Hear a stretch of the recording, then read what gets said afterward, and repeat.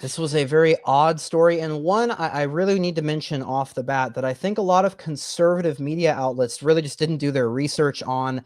I think people sometimes take for granted that they can just go on the Wikipedia page and report on that, but this is actually quite complicated. So the basics of the story, December 3rd, about 2 days ago, the leader of South Korea, Yoon Suk Yeol, declared martial law. Now, that's the first time that's happened in 45 years for South Korea. So, as some of our listeners would know, that's actually been quite common for South Korea in the past when it comes. So, even though we've set up this dichotomy of, well, the democratic South Korea and the communist authoritarian North Korea, for the first initial years of South Korea's existence, it was very authoritarian with various military dictatorships ruled under martial law. So this is familiar in a way, but also in a sense unprecedented for the modern, very contemporary period.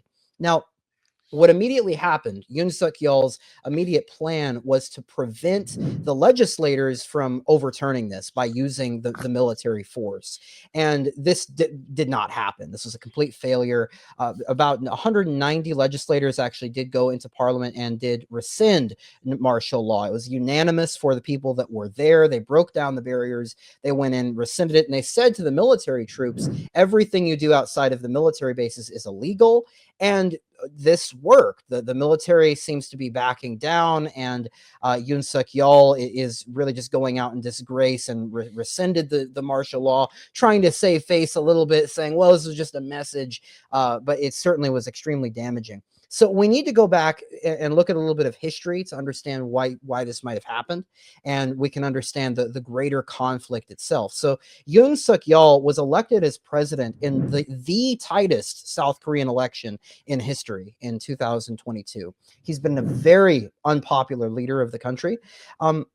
And there are also 2-year legislative elections each year for South Korea, where Yoon Suk Yeol's party, which is the so-called conservative party called the People Power Party, or the PPP as it's often referred to, that's actually a party that finds its origins back in one of the first military dictatorships with Park Chung-hee.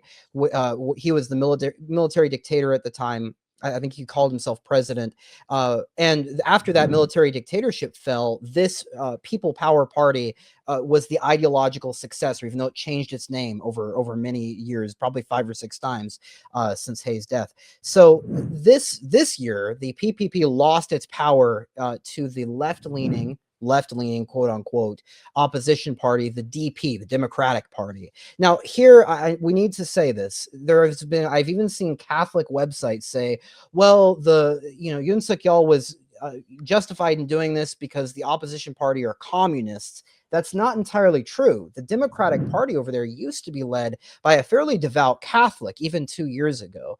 And in many ways, they have some progressive elements, but it's not fair to call them communists. There might be progressives in the party, but in many ways, the current leader has seemingly gone out against taking out the traditional marriage laws in South Korea, socially conservative in many ways. So South Korea, in a lot of ways, is more conservative than Europe or North America. So the current leader is extremely unpopular, around 17% favorability. And just last week, about 100,000 Koreans took to the street demanding his immediate resignation. And the reason for this is because, and this requires us to understand this, is that in many ways, Yoon Suk Yeol is a puppet of the U.S. government. This just has to be said. He has been a part of Biden's goal in trying to make Japan, South Korea, and the United States come closer together in a military alliance against China, and in something that was called JIROKUS, or as some of our audience might know, the Camp David Principles. Now, this was upsetting for many of the South Koreans because what South Korea did is effectively stopped pressing Japan, asking for certain things for what they did in World War II with certain of the slave labor camps that the Japanese, when the Japanese had occupied South Korea in World War II, and many South Koreans thought this was giving that the current the leader of South Korea was giving up some sovereignty. The semiconductor industry, for example, had been weakened, trying to go along with Joe Biden's sanctions against China, and they were worried about South Korea really just becoming another Ukraine, escalating the war with North Korea, and so that was a major concern that many of the South Koreans had. Now, that's the reason why there was so much outrage. The reason why this ultimately failed is because Yoon Suk Yeol is a lawyer. He's not a military guy. And when it comes to these staging these sort of the martial law coups, you really do need, especially in South Korea, the military on your side. And since he's not a general, he really just didn't have that. So, here's what I think happened. I think there's two alternative things that happened. Either this guy is just not the smartest, and I think he might have not realized that he didn't have the support of the military, which is very important in South Korea. They have about 500,000 active troops, about 3 million in reserve, and I think it's very possible he just didn't consult the United States. He didn't consult his allies, and this just was a complete failure. That's supported by the fact that I think the mainstream media just seems completely blown away by this. They really don't even know what to say.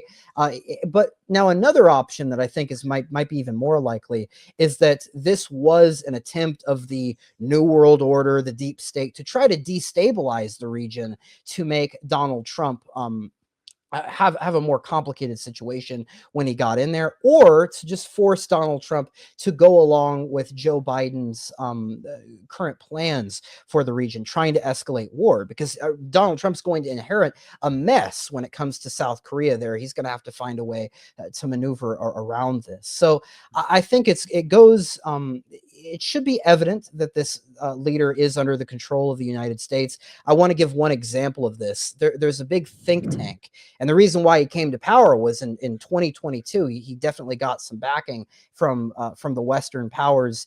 There is a big group, a big think tank called the Council on Foreign Relations, and they were started and promoted by the Rockefellers and the Carlyle Group, the whole New World Order group. And there they allowed him on one of their popular journals to go and advocate, look, I'll do whatever the United States wants to do. I'll just align myself with the United States. And in 2022, he came into power that way. So I think it's either he was really just sort of a useful idiot for the United States to destabilize the region, force Donald Trump to have a more difficult time, or just follow Joe Biden's plan, or he tried to go against the grain of what his people were saying, didn't consult his allies, and just really could not be successful in the region. So, Brian, what do you think of this whole mess? It really is a complicated one, but I think it's pretty straightforward that the deep state has something to do with it. It's definitely complicated. Although the only thing I'll take issue with what you said is you seem to use as evidence that the mainstream media didn't know what was going on and caught off guard, as evidence that maybe we weren't involved. The mainstream media, I think, is always caught off guard, doesn't know what they're Fair doing. enough. So I'm not sure that's really good evidence, but no, just kidding. No, it really is. And it's just another country, an example of the failed decades policy of the United States, just thinking we A, can run the world, and B, every country is just like ours and we know what's best for them. I mean, Ukraine's another example where, Victoria Nuland from her cell phone in Kiev was orchestrating a coup and getting rid of the democratically elected president. We for decades have been intimately involved in South Korea, wanted to be a client state, and we are dealing with countries and cultures and histories that we just have no business being involved in and no real deep understanding. And I think it's just another example of stepping into a mess. And as well as agreeing with you that even if either the deep state is somehow involved in encouraging, promoting this, or it fortuitously fell into their lap, because it certainly serves their purpose. Yeah, and real quick, just for our audience, because I've seen some newer people to Catholic Family News, they'll ask a question of like, well, what is the deep state? What is the New World Order? Just very briefly, Hmm. I think sometimes people often use this term to describe something like sort of unknown or just a vague group. I think this is really referring to something quite practical. I think this is really a number of elected and unelected officials, mainly within the United States' apparatus, that are either a part of these think tanks that I mentioned, or runners of corporations, or holding public office, and they're either a group of foreign influence or they're activists promoting transhumanism, Marxism, postmodernism, or they're people with just an insatiable greed to satisfy their hunger for money. And many of these people are either, as I mentioned, ideologically motivated, or they're in many cases blackmailed with corruption and certain other things. And that's all of this with the Catholic angle is, of course, it's being motivated also by this preternatural force we would call the devil, and Yes. he is absolutely causing instability and wants war, conflict. In all of these regions, and if you look at the current leader over there, his wife has been involved in a ton of corruption. He himself was not a general, but was a prosecutor, and I think has a lot of abuse of power in himself. And I really think this does come down to the devil and using his pawns in a way to try to destabilize the war, try to get us into World War III. I think the South Koreans have a point. They shouldn't be another Ukraine. They shouldn't be this just pawn in the United States' game. We need to be promoting peace in the world. So I think that's really the thing to take away here.